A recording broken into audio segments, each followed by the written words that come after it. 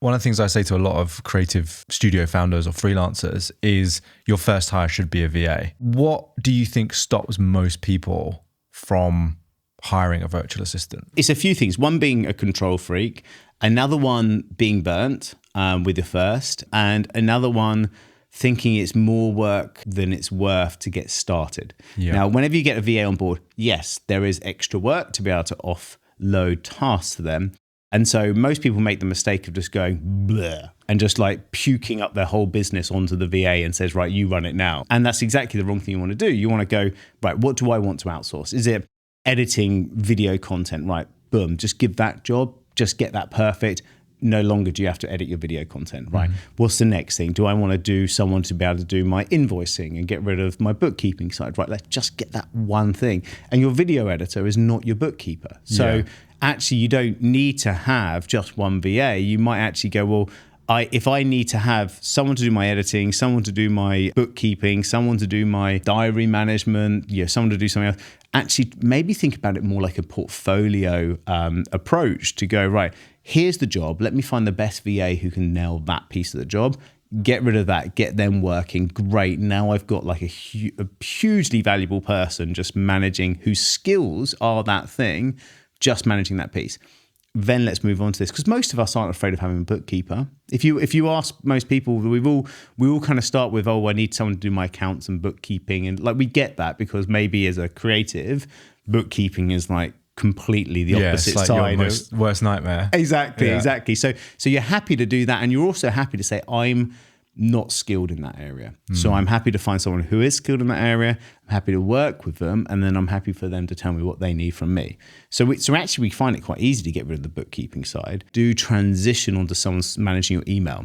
Managing your email is the last thing people like to get rid of because it feels really personal. But it's been the best thing in my world, because by having just one folder in my inbox that says Richard Woods, and my VA just pushes all the stuff into that Richard Woods box that only I can manage, what actually happens is that they're getting all of the little small bits, everything from customers needing copy invoices through to even complaints or even new client opportunities. So for example, if there's a customer that wants a copy invoice, well, that doesn't need to be shown to me. The person managing your inbox can just send that straight to the bookkeeper manager. You never even need to see it. And it's always those little bits you go, why do they need a copy invoice? Oh, are they going to cancel the contract? Like all this stuff that it messes your brain up. Your inbox. You just get caught in it and it distracts you. Exactly. And if you're in flow and someone goes and emails you and then it's like, oh, I just need to fight, do that task because it's an easy distraction away from things I don't want to do. That's exactly why you shouldn't be on your inbox. I know a lot of creatives don't like managing people. So have you got any advice for those people that just don't want to manage a team? Regardless of who you use, make sure that your VA sends an end of day report, because if they go, right, I did these 3 things today, great, you can look at that and you get the WhatsApp or you get the email and go, great, okay, I can see that stuff is getting done, happy days. But suddenly you go look at it, go, why are they doing those things? And then you can instantly go back and kind of manage and tweak at that point versus having to go and chase them all the time. If you just know that they finish their day, this is what they've done, great, cool, everything's happy. So that's the first thing. Then the next thing is just think about, how is this helping your business? What is the return on investment? And so try and find a way of tracking that.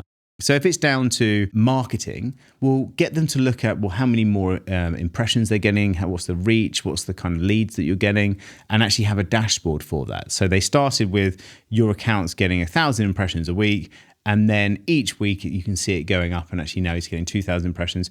But what does that mean in terms of lead generation? Oh, actually I'm getting an extra 4 people inquiring. And then you set the parameters of the game. So here's what we want to achieve. This is the targets.